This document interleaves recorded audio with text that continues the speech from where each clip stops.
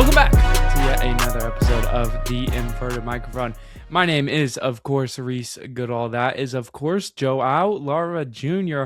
We're back-to-back weeks with shows. We are finally locking in and getting the Inverted Microphone to you guys every single week. And we have to. Why? Because the Premier League's winding down. That's the main topic of conversation to start the podcast. Also go into some more managerial moves and kind of look back at how this season's gone with just 2 matches left in the Premier League campaign. But Joa'o, Lara Jr., it's a Wednesday afternoon, early evening, whatever you want to call it. How are you doing on this Wednesday? Honestly, very happy. Premier League's in full swing right now. We're in the middle of a good title race, some may say, and obviously waiting on the Champions League, but also Liga Max, and all football's in full effect right now. Club football's in full effect right before we go into sort of that summer break because of the World Cup. So I can't complain right now from a viewer's perspective. Yeah, real leagues like the USL aren't stopping for the World Cup, so we will be tuned in there. But as we've mentioned, as we've alluded to, the Premier League title race winding down with just 2 matches left to be played in total. There was a game today that didn't really change the title race because we kind of expected the result. I think everyone around the world expected it. Crystal Palace traveled up to Manchester to the Etihad Stadium and got built. 3-0 loss. Manchester City 2 points behind Arsenal. Level on games played. They do have the advantage on goal difference as of now. Mind you, it is only 1, so anything can happen over the final 2 games. Before we even look into last weekend's fixtures, how are we feeling about how it's going to go down, Joa'o? Again, we've talked about it before. Arsenal's in full control of their Premier League hopes, and it's a good thing and it's a bad thing, right? It's a good thing because if they do everything correctly, it's all going to be okay. But if they're a fluky Arsenal, if they have just one slip up, it could be completely out of their hands. So honestly, the way that I see this Arsenal squad playing right now, if you're an Arsenal fan, you shouldn't be worried. But expect the unexpected. There's always something bound to happen. And I'm just honestly excited to see how it plays out. Yeah, and Joa'o, you said it without saying what I'm going to say, is it being in Arsenal's control is kind of the last thing that any Arsenal fan wants at this point, just because of how 2 of the last 3 years have gone, where it's been in their control and they've thrown it away at the last hurdle. This is a very different case. 2 games to go, haven't ever made it this far in a long time. So we'll have to see how the tumbleweed rolls, how the wave crashes. But for Manchester City, I mean, they have been so good as of late. I haven't had a great body of work over the whole season, but when they're in form like that, it's hard not to pick against them. But going back to the bigger picture of last weekend's fixtures, there was quite the moment in Arsenal West Ham that was very controversial. But before we even get there, talk a little bit about Man City Brentford the day before.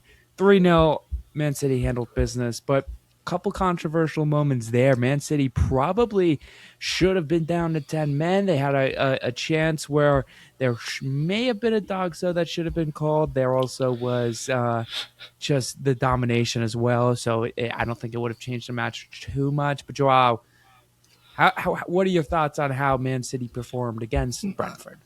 I just think the City squad, again, as the season has gone on, the offensive power wasn't there. They had their injuries. Their signings were still trying to get, accustomed to the City team, and I don't blame them. But Doku has been phenomenal. Marmoush has finally been getting used to the system. He's starting to score a couple more goals, and I think that's important for Man City, who finally are reaching this solid point. And that's what you want going into next season. You want to be able to go in and outright just go for the Premier League, go for the Champions League, go for any competition like we've seen with Manchester City these past couple of years. Yeah, I completely agree. I'm also glad that you brought up Jeremy Doku because his performance in this game was utterly incredible. It's hard to find words to describe how well Jeremy Doku played against Brentford. He completed 8 dribbles, he attempted 11, which is just a nuts figure. Then he also created 6 chances, 2 of which were big chances. He gets the goal to go with as well. Just a very, very good individual performance that, again, doesn't have the right adjectives to use to describe it, but it's one that Manchester City desperately needs. We'll go back to some of the other fixtures on Saturday after we look at the ones that impacted the title race. Sunday, Arsenal West Ham. That's the game that everybody and their mother was talking about. Arsenal came out and looked like they were going to throw it away. It was a nerve-wracking time to say Arsenal. I, I think they really messed this game up. I don't think it was Mikel Arteta's best game.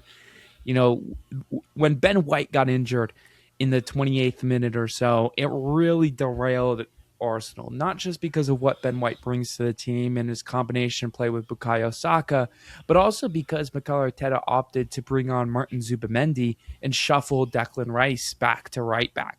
Rice has played there a handful of times, but the midfield trio of Eberechi as a Miles Lewis-Skelly and Declan Rice has done really, really well as of late.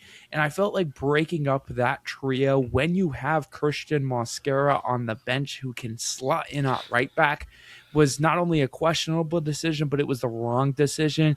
And the rest of the match, you kind of saw Arteta slowly but surely fix his mistakes. He took off Calafiori in the 46th minute to shuffle Miles Lewis-Skelly back there. He took off Eze and Zubamendi in the 67th minute to bring more attacking quality with Kai Havertz and Martin Odegaard. I knew you were going to do that. But then Martin Odegaard, that's the substitution that makes a difference at the end of the day. Comes up big with the chance created en route to Leandro Trossard's goal, which you would have thought the match would have had a quiet ending after that when Arsenal go up 1-0 in the 83rd minute. It was anything but.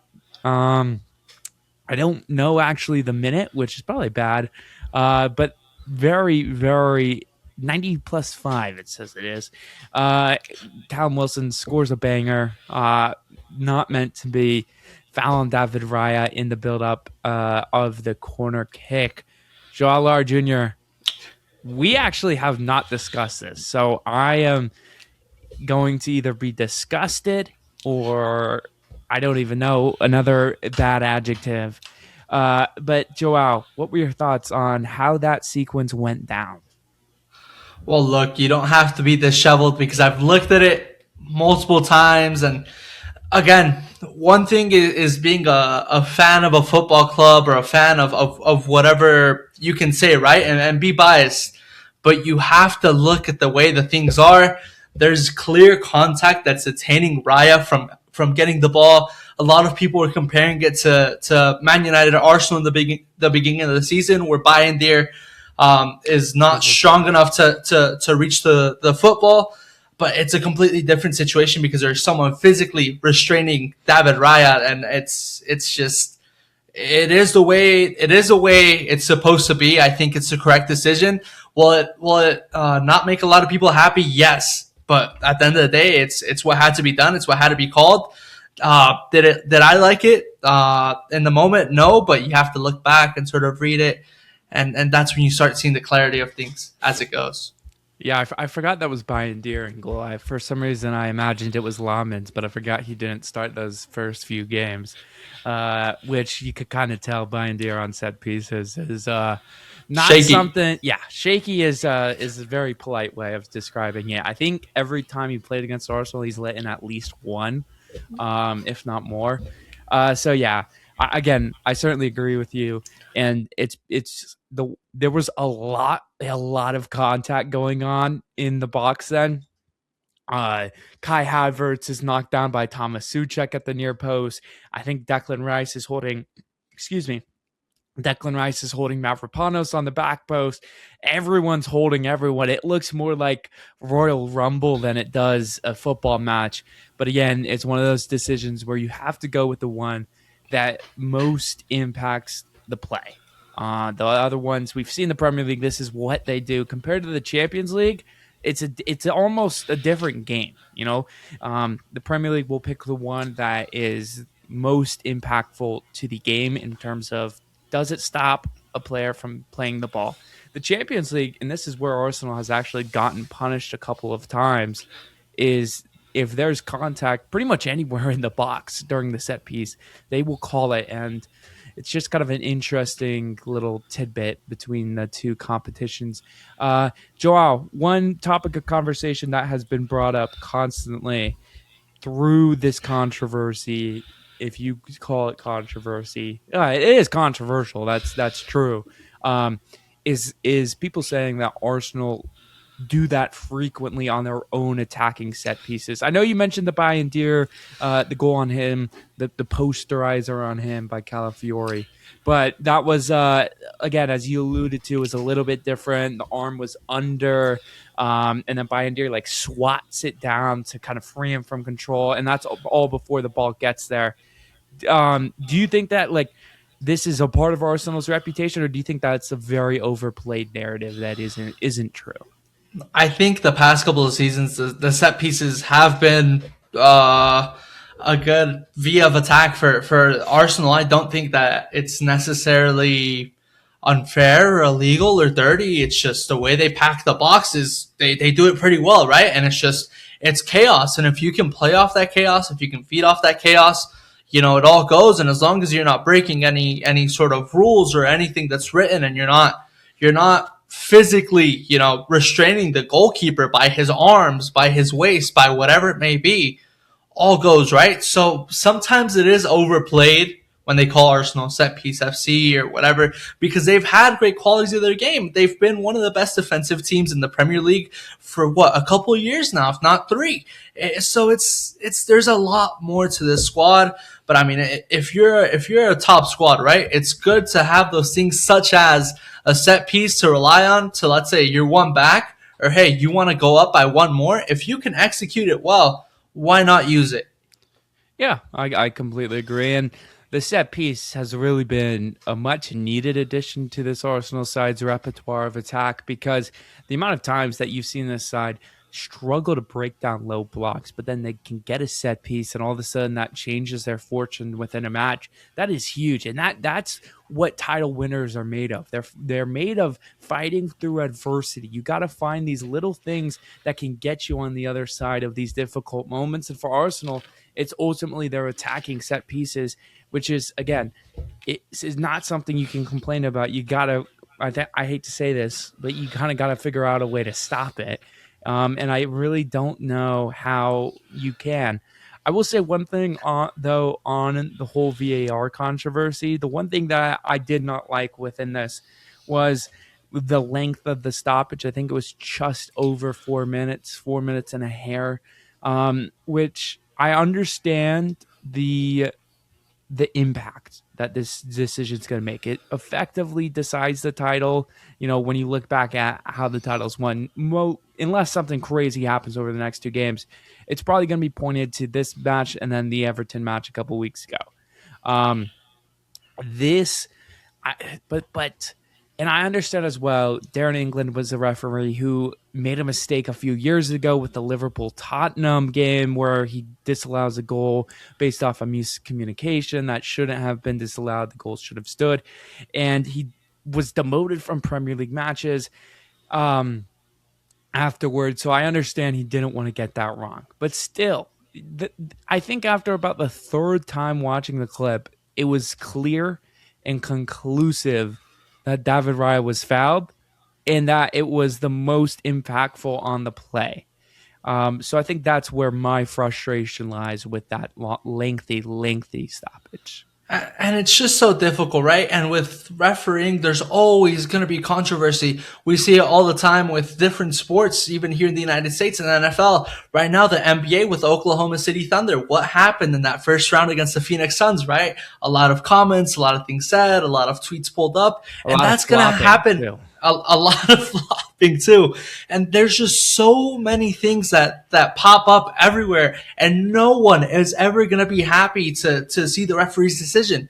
So again, it's good that they take the time, but I do agree with you. It just kills the game. And if one team has momentum, they do a VAR check. They're there for maybe 5 to 7 minutes, just re-looking the play constantly. It just kills the game. It goes dead. You have three people up there. Get your best shots. Invest in technology. Invest in better cameras, better video equipment, so you can see these plays at a faster and higher quality rate and go from there, right? Because you have to remember, a league like the Premier League is generating a lot of money throughout every season. And that money could be allocated for technology that allows the sport to not be affected by these new advances in technology that have helped in certain situations. Yeah, and to be honest, with some of the way the broadcast looked, like there was a time where they cut to the referees in the VAR booth. The only way that I could describe that whole stretch, looking back at it, didn't feel this in the moment whatsoever due to the stakes, but it felt like kind of like an episode of Ted Lasso where it's just dramatic as anything can be. They're showing the fans, they're showing the players, and it was just the most like, and also like the pacing of it contributes to that as well. Like, I'm surprised they didn't cut to the touchline and interview Mikel Arteta on his thoughts. It was just the most ridiculous thing I've ever seen. But as it stands, Arsenal are top of the Premier League table. They've got two matches. Joa'o dropped something, I think. Two matches to go. Burnley away, Burnley at home, which, respectfully to Burnley, they're 19th in the Premier League. Should be easy for them, but they are coming off a draw in their last game to Aston Villa. So who knows there? And then they end the season, Crystal Palace away, who have a Europa Conference League final 3 days after that. Man City, they have Bournemouth away on next Tuesday, and then they end the season at home to Aston Villa. They do play in the FA Cup this weekend. Joao, I think we're just going to keep making predictions every week until it finally happens. How do you see this playing out? Look, Arsenal, all they need to do is dribble out the clock. They have the lead. Finish out those final seconds. You're so close. Don't do anything silly that's going to make you give up the ball and allow the other team to catch up and win the game. That's a basketball reference if you don't get it. And for City, it's simply do all you can, right? Push, push, push, push, push. Now look, if Arsenal continues to play the way they've been playing in the Champions League and throughout the whole season, it's a done deal. But if there's still mismanagement, like in the West Ham game, when you're going to put Zubimendi on it right back and you're going to be doing all of these specific little things that could have the biggest impact in the game, I wouldn't be surprised if Man City blows through the last two games, wins both of their games. Arsenal maybe ties one of them, and we see Man City champions.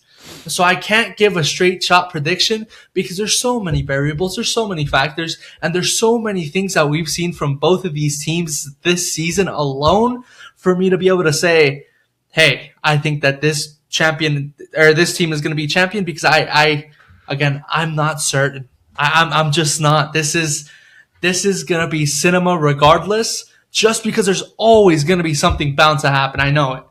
Yeah, Joel, we'll make predictions again next Wednesday with one game to go, and then we'll have to make predictions again the week after just to see, just for love of the game. So yeah, I mean, again, I certainly agree with you. It's just one game at a time for both these sides. It's such a cliche, but there's a reason cliches exist. It's for moments like these where you just don't know what's going to go on. I don't know. I'm not going to make a prediction. But moving forward, Joao, some managerial news. But before we get to that, I told you we'd go back to a couple of games. Sunderland, Manchester United played out to a very, very exciting 0-0 draw. I like the build-up I gave you there. Joao, what were your thoughts on the draw before we even get to the managerial news? It's just so disappointing. It really is. Man United this whole season against big six squads, they've been good. They've been able to get the job done. They've been able to show this counter-attacking promise, just a lot of creativity. This game really had none of that. 11 shots, one shot on target. You're telling me out of 11 shots you had, you were only able to get one. It's just so disappointing. And again, this is why I was so weary on Michael Carrick as a permanent manager for Manchester United. Why? Because you face off against teams like Sunderland, who, yes, they've had a great season. I won't take that away from them. They've been a great squad. They've put up great results. But when you're looking to finish as well as you can, these games are a big test. These games are a big show because, yes, they don't mean anything, but they're going to be able to show you what your manager can cook up at halftime when it's 0-0, you're being outshot, you don't have possession. How can he change things up so by the end of the game, you're celebrating a victory? And we just don't see it, right? So it's so difficult for me to say, yeah, Michael Carrick in. Because if you're a team that wants to go on and win the Premier League or win the Champions League or win whatever competition you're in, every game matters. And even then, there were comments, or there were people talking about, oh, well, Michael Carrick needs to be perfect. No, he doesn't need to be perfect, but he needs to be able to show change at a halftime, especially in games like this. Yeah, and Sunderland have been such a tricky side for teams to go away to. 30 points through 18 home games in their inaugural Premier League season in this tenure. They've been up and down as of late, but in fact, they're perfectly mid. 12 wins, 12 draws, 12 losses equates to 48 points. And, of course, 12th place in the Premier League. That is brilliant. Good for them. But, yeah, it's a difficult place to play. And their style of football definitely contributes to that. They don't score a lot of goals. They're going to sit back and defend the best that they can. And it's why that I think, honestly, moving forward, I think that they probably need to find a different manager. They probably need to make some big change. But again, that's neither here nor there, or however the saying goes. I think I messed that up. But Man United, unbeaten in their last 4 Premier League games. Obviously, Joa'o, you mentioned it. Michael Carrick is going to be discussed as the permanent manager option, likely leading to him actually getting the job. Has been the interim for since January, February. I can't remember. It's been a weird season for United. Feels like he's been there forever, but also feels like Emery was there forever as well. So. He's been there since January. Was with Middlesbrough before that. Was an assistant as well under Solskjaer. Joa'o, give me your honest and true reaction to it. Look, if he's extended and selected as Manchester United's head coach, I won't be surprised. It's a safe option, right? Especially with the managerial market. It's not exactly looking to be in Manchester United's favor, but look, my issues, I've discussed them. I won't go into them again. This squad needs to be consistent. If he's given the cash, if he's given the ability to pick whoever he wants, and then maybe see a new flashy fullback that allows that counterattack system to finally work, I won't be against it.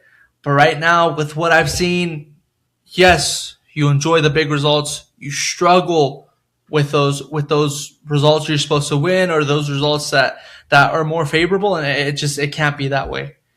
You have to try to win as much as possible, which given they've done it this year, but the verdict for me is still out just because I haven't seen enough. The sample size is so small, but with the pieces that he's done it with, they're not exactly the best, but you have one of the best midfields in the Premier League, I want to say. You have one of the best midfielders in Bruno Fernandes with 19 assists this season. It's very difficult for me to gauge, where Michael Carrick is as a manager.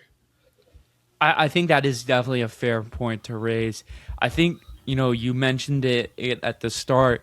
It's and it's ultimately why Manchester United made the decision to give Carrick the job full time. Is that this is the safest option? This is the safest pick because you're in a very weird year to look for a new manager because they kind of tried to make moves with Luis Enrique, which would have cost a lot of money. That's probably your highest risk. As great of a manager as Luis Enrique is, the cost makes it the highest risk. Then you have guys like Oliver Glasner and Andoni Iraola, who are mid-table sides and have already said they're going to be leaving at the end of the season. But there's also a good amount of really good managers that are locked up with World Cup sides. Thomas Tuchel, Mauricio Pochettino, Carlo Ancelotti, Julian Nagelsmann are all managing in the World Cup. And as they'd hope, they won't be free of those jobs until mid to late July. So you do you want to wait for one of those? Do you want to spend the extra money, or do you hope a guy that can jump from mid-table to being at a club at the level of Manchester United? It's why you go ultimately this safe route of Michael Carrick, which I understand in that aspect of things. And again, this has been a cliche again that has gone around managerial circles forever, but especially with this Manchester United job, is that he knows the club. You want a guy that knows the club, but Carrick knows the club as well. I mean, he played there, he was an assistant there, he's obviously now interim manager there. How important do you actually think that is? Or how much of a bad factor, for lack of a better term that I can think of on the spot, can that be given? This club's kind of attachment to Sir Alex Ferguson, but not in a good way. More like just kind of looking back on the times and being like, oh, remember then? I I think that from one part it's a very good thing. Why? Because you feel these colors, you feel these emotions of being part of a team as a player, and now that you're in control as a manager and you want to see this club succeed, I think that's very important because you know that you're going to have a dependable manager, a manager who is going to put his all into this club. That's something that's already defined. I don't think that has to be explained, but it's just so difficult, right? Because when you have a manager who's played at the club before, especially in one of the best, if not the best periods of a club's history, it's so difficult to gauge and talk about because it starts getting old. Because if the manager, if the executives are bringing up, oh yeah, when this guy played with the club, they were on top of the world as a player, and especially nowadays when clubs have a lot of egos and a lot of you know players who are more focused on themselves and the now, it just gets boring. It gets boring, and it's just it makes you sort of disinterested just because you keep seeing the hate, you keep hearing the same topic, you keep hearing the same narrative. So I mean, it definitely has its goods and it definitely has its bads. Uh, but again, it's just it's a double edged sword. A lot of things that are going on with Man United. It's a double edged sword. It's good. It's bad. It's but they do need to start trying to find a new route, find a new identity. And I'm not saying in culture and anything like that, but just in their play style. How long have they kept up the same play style? How long have they kept trying to fulfill what happened in the good old days? There's things right in this world that keep evolving, that keep changing, and sometimes it feels like Man United is stuck in the past. When you're bringing in managers like Michael Carrick, when you're bringing in people like OGS, when you're bringing in all of these figures, and it becomes frustrating, right? Because you see clubs that evolve, clubs that pull themselves out of the gutter, and as a Man United fan, sometimes you think, hey, when is that? When is it going to be the time for my club to finally do that?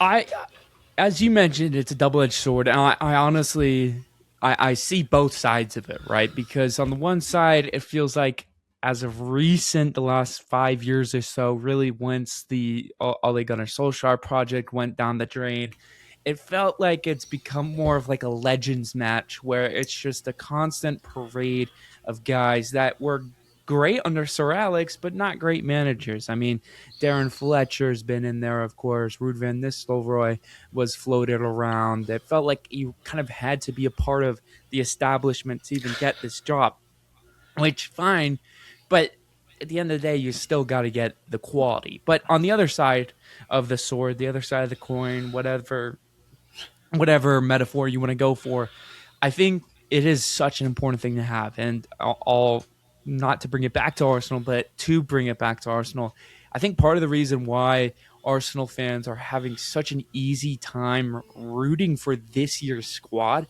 is because the players and the manager have such a deep connection to the club. I mean, Mikel Arteta played there for years. You look at Bukayo Saka, Miles Lewis Skelly, academy products that have turned out to be some of this team's biggest contributors. Guys like Gabriel and Saliba were fans of this club for years and years before joining. It's why it's an easy team to root for. And if Manchester United were to do it and do it successfully, they'd have a fun time rooting for them. It's just a matter of, can it be successful? Can Michael Carrick be successful? And right, that you're completely correct there. And I think that, you see it a lot with players on this squad, and you've sort of seen it before. You have players even like Benjamin Shashko who came out at the beginning and said, hey, I supported Manchester United as a kid, or even then. A lot of players have this connection. They have those similarities. It's time to write a new story and stop trying to cling on to the past. Yes, Manchester United's history is going to be there. Yes, the trophies are in the trophy case, but you have to go look for more. You can't cling on to this, big identity when it's been years since you last won a Champions League, when it's been years since you last won a Premier League. So it's again, a lot of difficult factors. And if I had the exact words to explain what's on my mind right now, I'd definitely say them, but it's just such a touchy topic. And this project has been going on for so many years. Well, since Sir Alex Ferguson left. So it's super difficult to even try to explain. Yeah, Manchester United, you said it. They have how long it's been since they've won a Premier League. They have not won a Premier League since 2012-13. Coincidentally, Sir Alex Ferguson's last year in charge of Manchester United. And then they haven't won a Champions League since 2007-2008, win over Chelsea. Joa'o was just a wee little lad then. He was not watching that match. I can tell you that right now, which some would say makes him a plastic because he didn't watch that their last Champions League win. I saw the last Premier League win, though. Second season watching Man United. Sorry, Champions League win. My apologies. Oh, well, there's a difference. I've seen my club win a Premier League. This could change for Rees pretty soon or not. We don't need to talk about teams winning. Joa'o, I'm going to read you every name that has managed a match for Manchester United since Sir Alex Ferguson left. You excited to hear this list? I know David Moyes is going to pop up like 3 times. No, it's just once. Once? No. I could have sworn it was more. No, because he got sacked after a year. All right. We'll start with him, obviously. He was Sir Alex Ferguson's hand-picked appointment. He lasted 51 games in the inaugural season. Then he was sacked. Ryan Giggs, former Sir Alex Ferguson player, he lasted 4 games in charge. Louis van Gaal was then appointed. He lasted 103 games. He won an FA Cup. Jose Mourinho was then appointed. He lasted 144 games, won a Europa League, won a League Cup. Then Ole Gunnar Solskjaer was appointed. He lasted 168 games, finished second in the Premier League.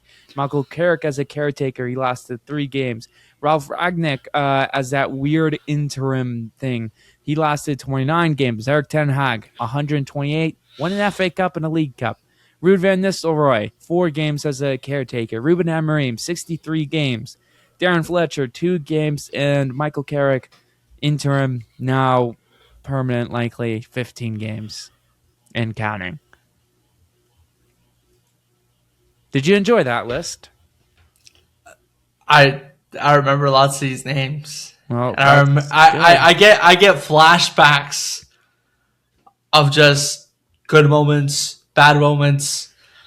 It's just it's so horrible, right? And it's something that I know a lot of Manchester Uniteds they feel and they look at this and they're like, what have we been doing this whole time? Look, I've talked about the bad about Michael Carrick. If it ends up turning out well, I won't complain, right? I won't be saying that I was a believer from day one, but I've mentioned that before, and it's just projects take time. You have to see where the project takes you. But the biggest concern that's in the back of my mind right now is that he ends up like a Ole Gunnar, because Ole Gunnar had what, 2 maybe 3 seasons of Manchester United football. He had a couple good finishes. They were doing semi decently in competition. It was a more competent United squad that was seen in a good while.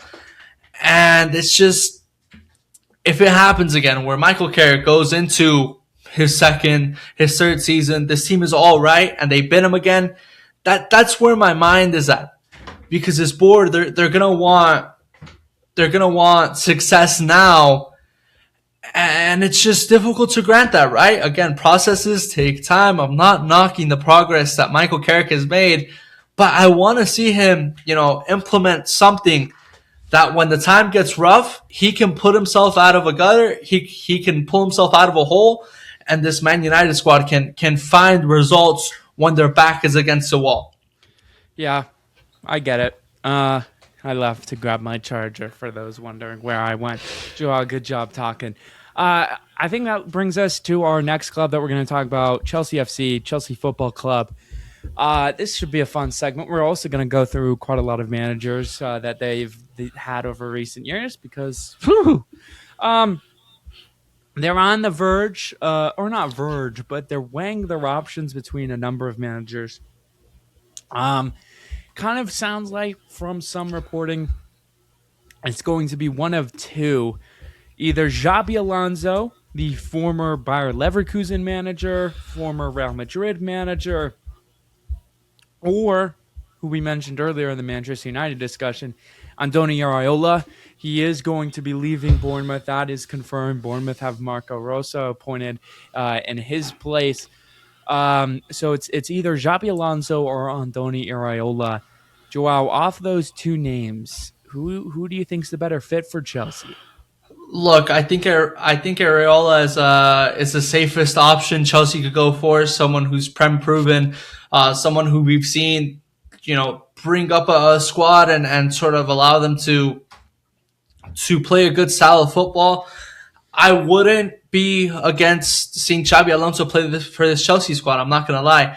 With Real Madrid, what he tried to implement, I think it didn't work because of a lot of egos. I think that also this Chelsea midfield can buy into what Xabi Alonso wants to offer. Why? Because he wants to hold the football, because he wants to be able to defend, recover, boom, we're on the attack. And I think this attack is electric enough where you have these creative players, these fast-paced players, these young players, these hungry players that can go ahead and buy into what he wants to offer. I think that he has a good structure. I think that he's a good manager, regardless of what happened. I think that Real Madrid was too much for him, and I think it's going to be too much for a lot of new school managers because there's so many egos at play. And if you don't play Vinicius, Rodrigo, Mbappe, or if you try to switch something up, they're not going to buy into it. Why? Because in the back of their minds, they're the best in the world, and I'm not going to take that away from them. But you have to try to work with the manager, and that's what Chelsea's going to have to do.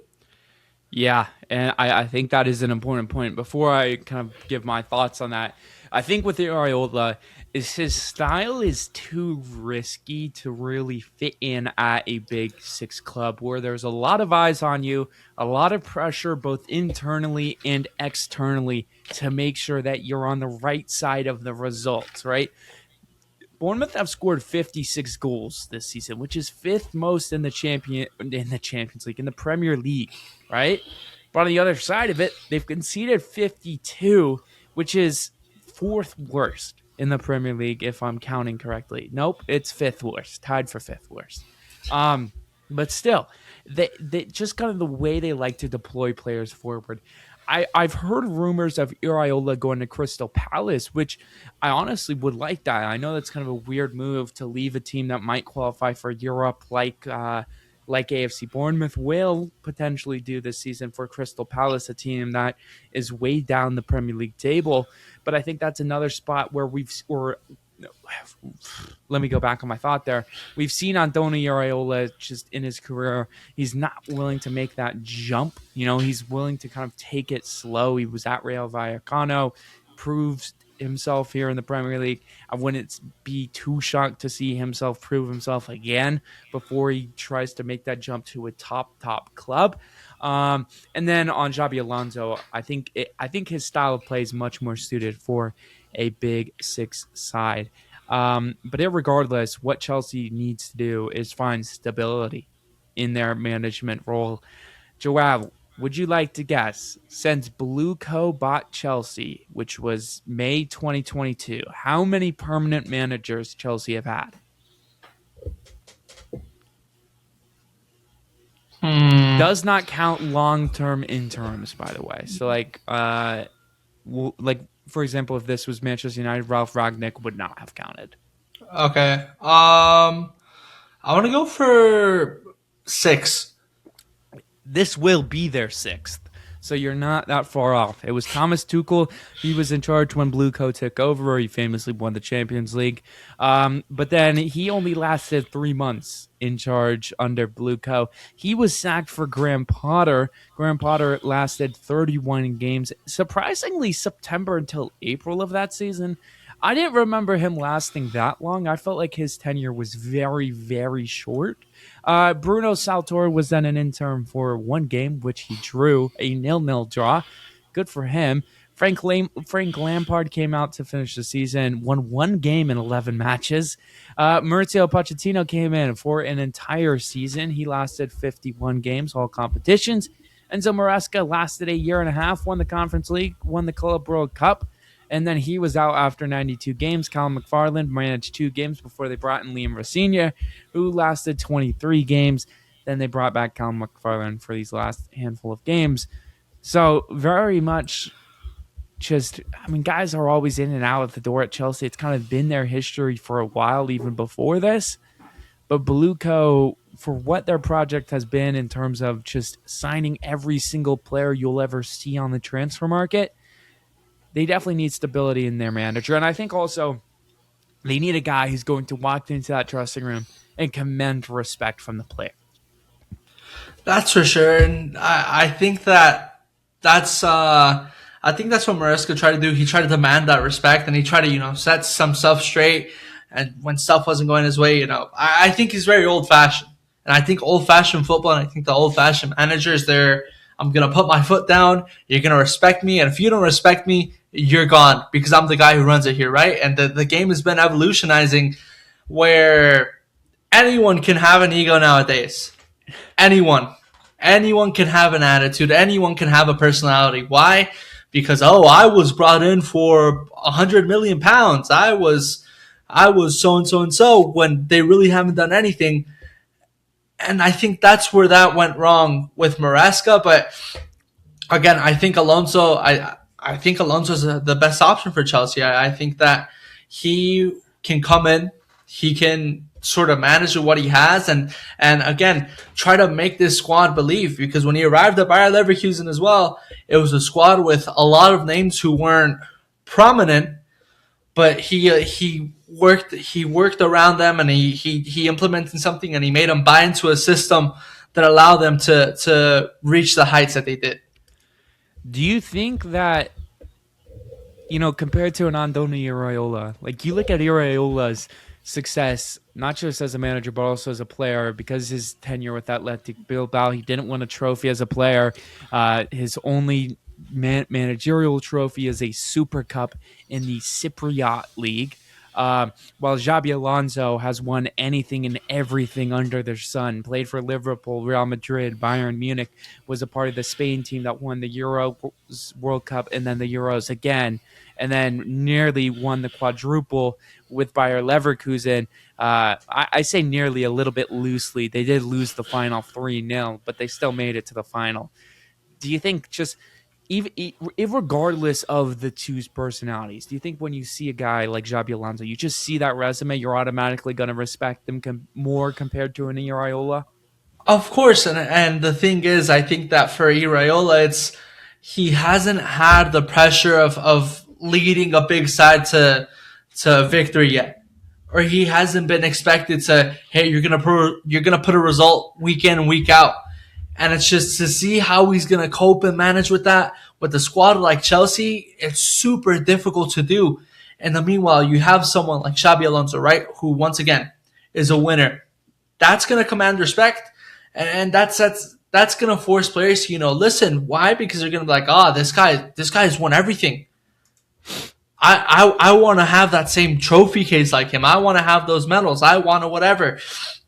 But at the same time, when the pressure gets high, Alonso has done it as a player for three elite clubs in Europe, as you mentioned before. And I think the pressure as a player is so much more than that as a manager, because if you mess up as a player, your impact on the pitch, depending on whatever game you're in, it's going to have an impact and people are going to talk. And how many fans do these three clubs have combined, right? So I think when if the times get tough for him at Chelsea, he can come out and he can say, "Oh, well, this is going on," and he can cope with this pressure and try to lead this squad to victory, which is what they're looking for first all and foremost. Yeah, I completely agree. And, to going off the point of how Iraola has never kind of gone through that adversity needed for a top six club or a big six club, um, it kind of makes me a little bit disappointed that he is choosing to leave Bournemouth after this season. I think next season, if he had stayed in that job, would be without a doubt the most difficult, because assuming they get into Europe, they'd have a lot more games to play. The expectations wouldn't change a whole lot, because really this is a club that is thankful to be in their position. They only play in front of about 11,000 fans every week just because their ground isn't that big. But I think this would have been probably a really entertaining test to see how he'd cope with it. Obviously, he's had adversity within the seasons. He had that big, long losing run this year, which probably cost him the Man United job in a way, because it was right as they were looking to sack Ruben Amorim. They hadn't won a game in about 10 or 11 games. Um, so I don't know. I'm a little bit disappointed by that. But again, what are you going to do, Joao? Not much you can do in this position. Nope. Besides, wait to get sacked, because that is how the managerial world is. You don't pick and choose. You just get sacked. Joao, have you been keeping up with what Real Madrid has been doing? And I use Real Madrid a bit loosely. It's really Florentino Perez. Yes, I have, and I've seen all the tweets, and I've seen all the press conferences, and I've seen what's been going on. What an absolute train wreck. No, Reese, and I want you to talk about it as well, because I want to hear your perspective. Because obviously with Barca and Real Madrid, we don't really talk about them unless if it's something big. And right now, this is just a nuke waiting to explode in the city of Madrid. Yeah, it is very, very strange. For those unaware of the situation, Barcelona just beat Real Madrid on the weekend, and it was also the win that clinched Barcelona's title, first under Hansi Flick. Florentino Perez, he is the CEO or president. I don't even know what he is of Real Madrid. He's the president because he keeps getting elected, isn't he? But recently, there's been a lot of drama within the dressing room of Real Madrid. Arlen Chouameni was reportedly punched Federico Valverde and sent Valverde to the hospital. He missed the El Clasico because of it. But now Florentino Perez is pushing this corruption conspiracy. He's been pushing it for quite a while. Um, He is saying how Barcelona was corrupt. They've been paying the referees. It's the biggest scandal in football history. He's saying if Barcelona want to sue me, go ahead.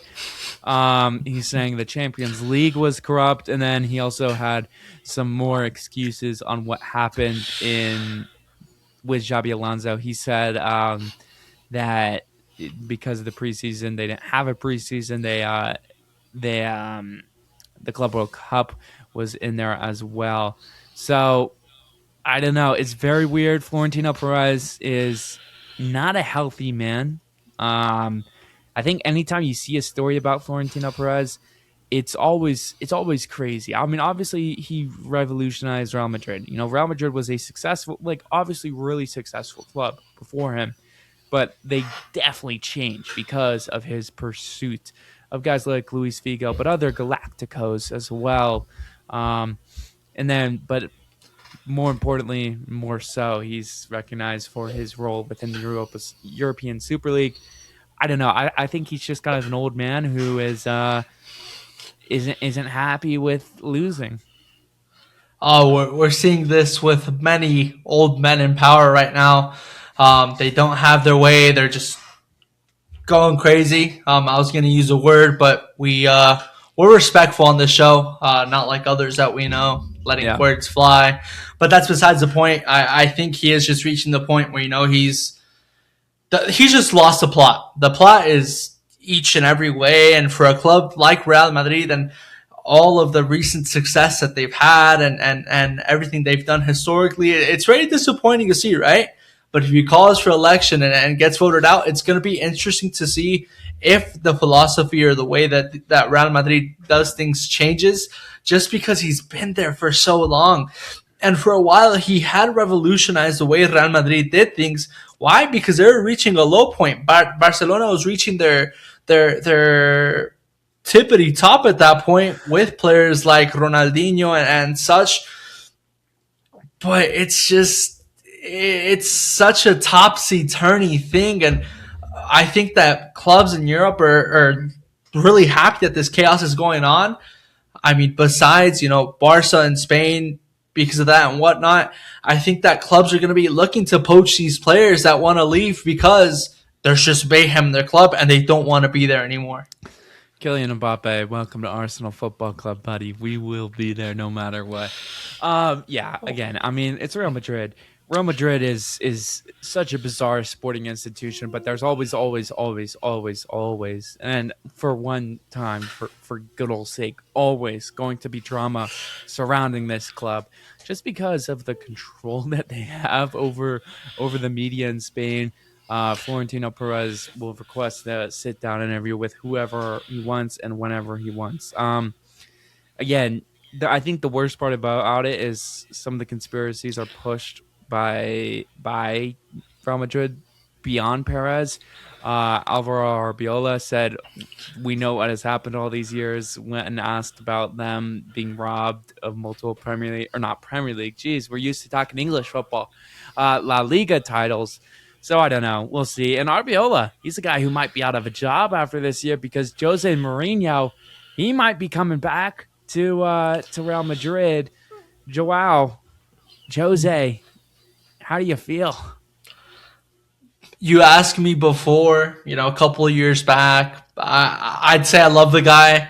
Nowadays, not so much, just because of things he said or done, and it's just. Here's the thing, right? If Real Madrid is one big dumpster fire, let's put on our imagination caps for a second. If Real Madrid is one big old dumpster fire, we are getting a big old jug of just oil. It doesn't matter what oil. It could be cooking oil, motor oil, whatever type of oil you want. Putting it on the fire, this thing is going to explode. I think it's going to explode. I don't think there's any other way that this could go. Why? Because it's egos clashing with egos, and it's just they're going to butt heads, and it's going to go every which way. Because with a manager like Jose Mourinho, he's very similar to Enzo Maresca in the way that you're going to listen to me, you're going to respect me, you're going to follow my system, you're going to do things the way I want you to do them. And I don't see a lot of players in this Real Madrid squad saying, hey, yeah, I'm totally going to do that. I'm totally going to listen. Why? Because it's me. How can I score more goals? How can I, be able to show off my new celebration, my new hairstyle, my new tattoo, my new whatever? And it's just this thing is it's gonna get worse and worse and worse for Real Madrid fans. And honestly, if you're a Barcelona fan, grab a bucket of popcorn, sit back, relax, and enjoy the show, because I don't see anything changing in the near future, unless if there's something drastic like a new president being elected and he just starts cleaning house left and right and everywhere.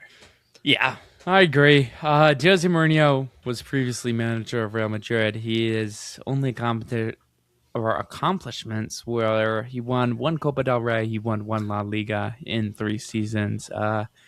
Not great compared to what he did elsewhere. But yeah, Jose Mourinho in 2026 is a bizarre choice to make, because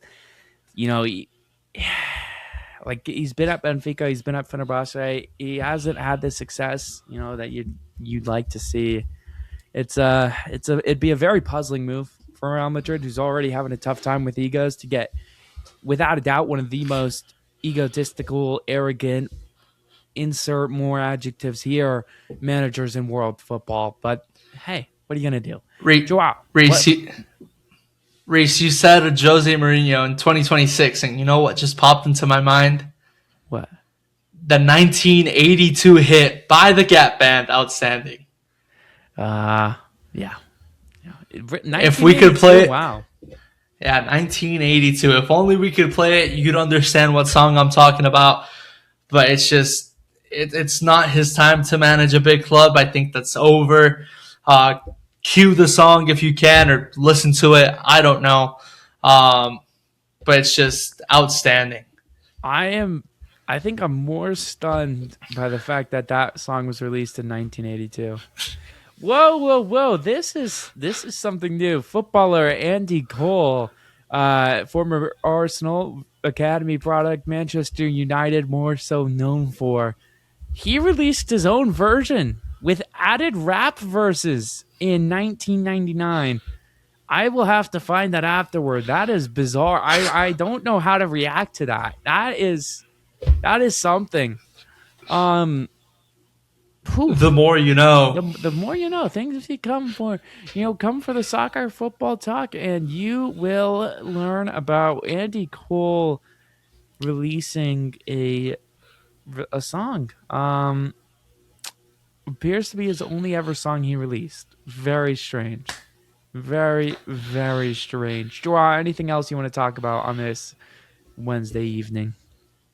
Well, no, that's really it for me. Obviously, Liga MX is in full playoff swing right now, with the semifinals starting tonight, where Club Deportivo Guadalajara, or better known as Chivas, faces off against Cruz Azul at 7 p.m. Pachuca plays against Pumas tomorrow at 6, and then the second leg fixtures will be played on Saturday and Sunday, respectively at 6:07 p.m. and 6 o'clock p.m. But besides that, that's really all from me for today. Holy clip farm on Saturday's Chivas match. That's just nuts. Yeah, MLS is going on today too. Don't watch it. Yeah, I think, as you said, that'll do it. This has been another episode of the Inverted Microphone. Make sure to follow Joa'o on Twitter at Joa'o Lara Jr. I think that's his Twitter, right? Good. Make sure to follow me on Twitter at Rees Goodall, and make sure to follow at the Inverted Microphone on all platforms except for Twitter right now. We'll be there one day. Don't you worry. It's a beautiful game, but it's way more beautiful when Jose Mourinho is managing Real Madrid in 2026. Goodbye. You like my